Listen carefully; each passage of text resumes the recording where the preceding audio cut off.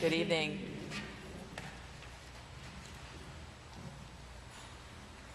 All I can think of is what might have been. If that young, he could produce that, what might have been.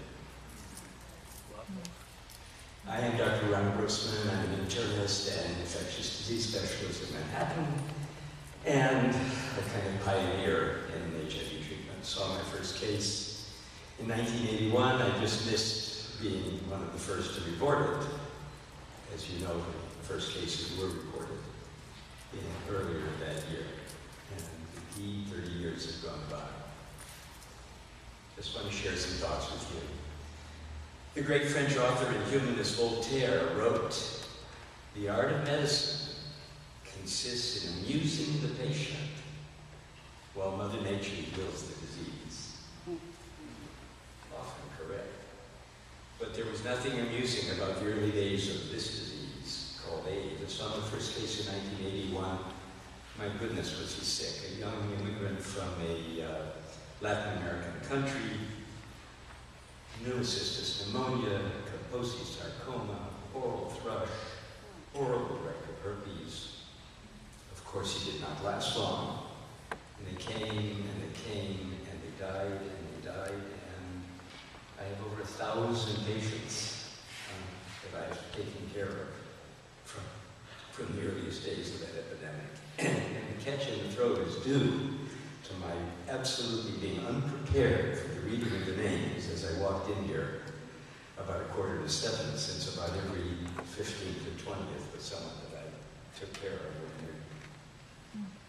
And the suffering that the folks with this disease had was matched by the fear. You've heard that spoken to by Janet, the misconceptions. Was it toilet seats? Was it the water? A handshake? And then the discrimination. In my practice, we averaged a death a week. All talented, promising people, all good friends. But it all came roaring back last night when my partner and I watched Philadelphia for about the third or fourth time. A movie, as you know, with this incredible performance by Tom Hanks. As a believable, real person with HIV, there was nothing stereotyped, there was nothing unbelievable. He got it exactly right. And if you want another catch in the throat, look closely at the film, where you'll see a vignette of Michael Callan in the quintet, I think, that they were called, help me, Janet, the Flirtations. And a couple of other folks who clearly were not actors, who really did have an advanced AIDS disease. He portrayed someone suffering discrimination and job loss. His performance was absolutely courageous in portraying the reality of the disease as we saw it in the early 90s. I really urge you to all look at it again. My patients also experience this kind of fear and discrimination. Lying ill, dying in a hospital bed, food trays left outside the door of the room because of the irrational fear of catching AIDS, God knows how. But at the same time, there were many, many, many doctors and nurses and family members and partners who provided compassionate care. Some of the first heroes in our epidemic. It struck me that what was lacking in the early days of the epidemic was exactly that, heroes. Where were they? And in order to continue this talk, I have to know where Brent is. Where's Brent? Otherwise, I'll miss my cue. Where were the heroes? From the beginning, not one president until Bill Clinton uttered the words HIV or AIDS. Not one. They either didn't talk about it at all or they just peripherally referred to it. Where were the heroes? If there's anyone with white hair here, I see someone. If you're old enough to remember Franklin Roosevelt's fireside chats, which he used to bolster the spirits and courage of a country at war, we hung on every word. A hero of those times, an unlikely hero, born a patrician, but a hero nevertheless. Where were the leaders who would fight this discrimination, to demand more research, to demand more funding, and simply to remind us of our shared humanity and how little separated us from those ill with this disease? And it took street protests like ACT UP. Brent, do you remember ACT UP? Still around. Still around. Yeah. To begin to awaken a society to these unmet needs and the dangers of the epidemic, to warn us of the potential and to work toward the changes in sector behavior, intravenous drug-using counseling, needle exchange, to encourage research funding. And then along came a short little guy, Brent, standing, by the way, under the portrayal of his amazing run. And this short little guy who decided that we needed a symbol of that courage and that energy that was lacking. And he performs an act that would, by his very uniqueness, lead the public and leaders to AIDS awareness. To my knowledge, dear friend, no other person had ever tried this feat, to run around the United States of America, to raise awareness, to raise concern, the American Run for the End of AIDS area. 10th anniversary there, I believe, Brent, 26th coming up, 25 coming up. And that short little guy, Brent Nicholson Earlson, standing there, a little shorter now than when we first met, but taller than ever in the same commitment to raise awareness that motivated his extraordinary physical accomplishment. Taller than ever. That's what he did 25 years ago. Imagine, folks, imagine the guts to accomplish such a run. Want some stats?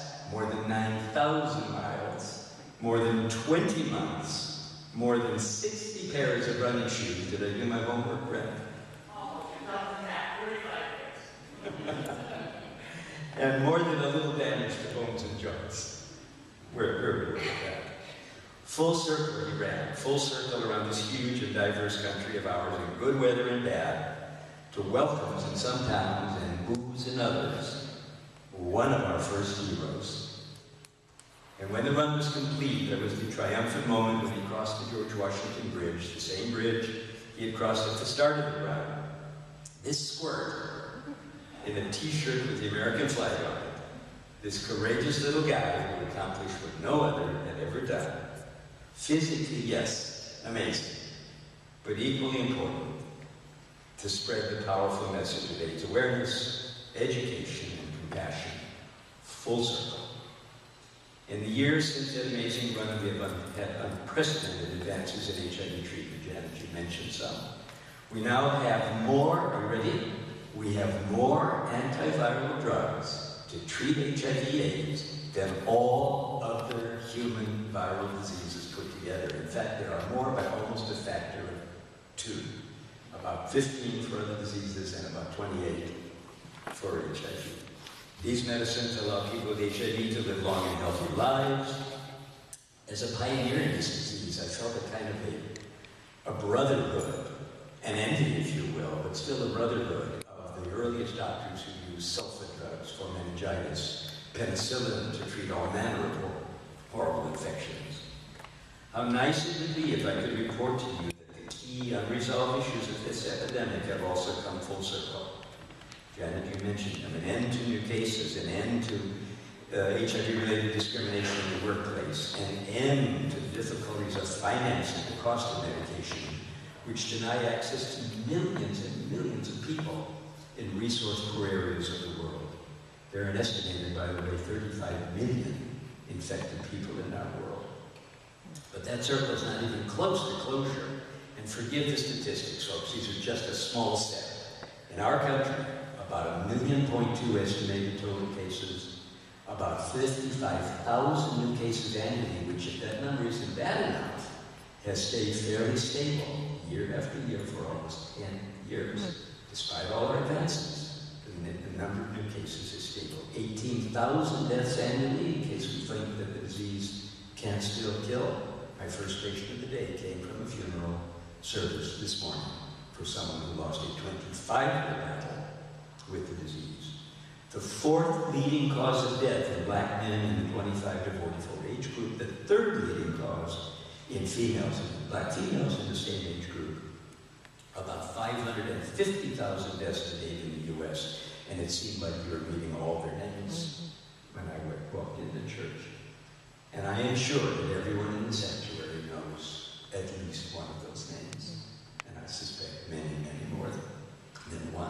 1 in 4 to maybe 1 in 5 people in the U.S. living with HIV are not even aware of their diagnosis, and thus contribute to the spread.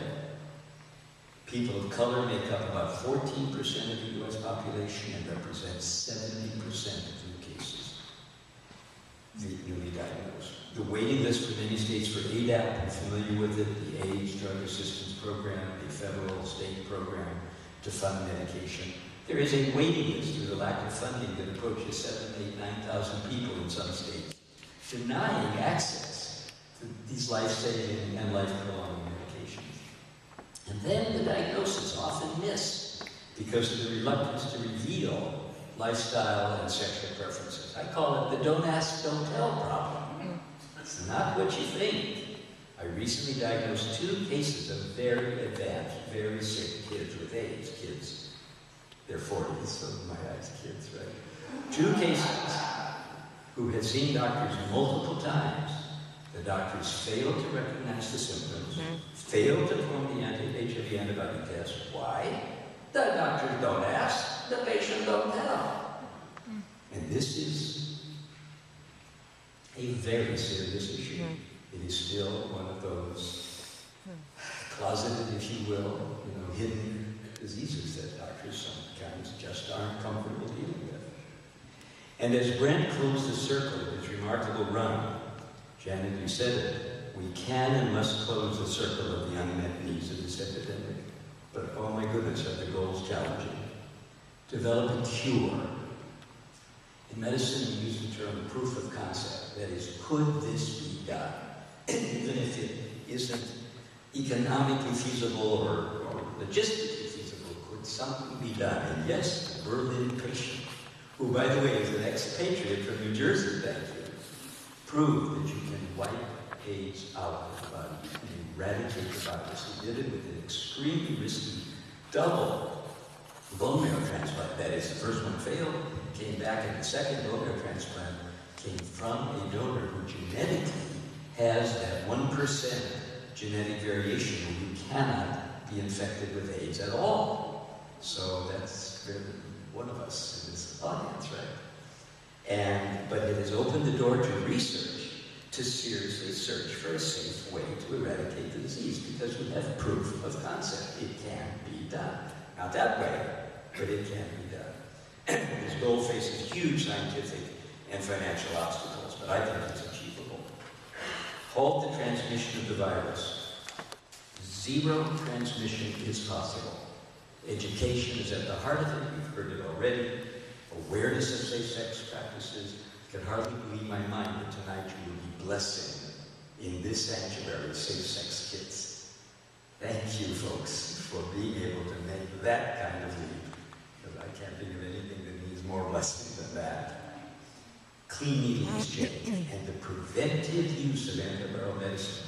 Janet, you touched on it. PrEP, pre-exposure prophylaxis, is controversial. It's not ready for prime time, but it is a potential way of cutting down the transmission of this disease along with testing and all the other issues. Ending the last vestiges of discrimination. As Martin Luther King said about the color of one's skin, not determining one's character, neither does infection with HIV define you or me or anyone else as a person. Make treatment accessible to every person on earth who is infected. God bless the initiatives of Bill Gates, and for the second time I'm using the name, Bill Clinton, and other heroes who are working toward this. Reordering our priorities so that the vast amount of treasure that we have spent recently on multiple regional wars can be diverted to human needs, of which HIV treatment is a primary one. Yes. All of this, folks, all of this is achievable with courage and strength and will. Let me share this with you. Perhaps you're familiar with the writer Zora Neale Hurston. She knew much about discrimination as a Southern black woman. She knew it well. In writing about her life, she penned these remarkable words, and I'll read them twice for you. I have been in sorrow's kitchen and licked out all the pots.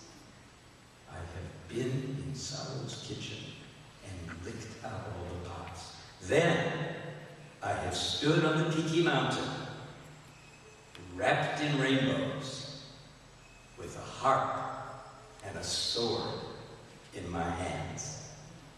As Brent used to run as a symbol to raise our awareness, that the harp be the symbol of love, compassion, strength, and courage to bring the circle of the AIDS epidemic to a close. But to accomplish this monumental goal of ending this disease, we must ever, always keep that sword in our hands. Thank you.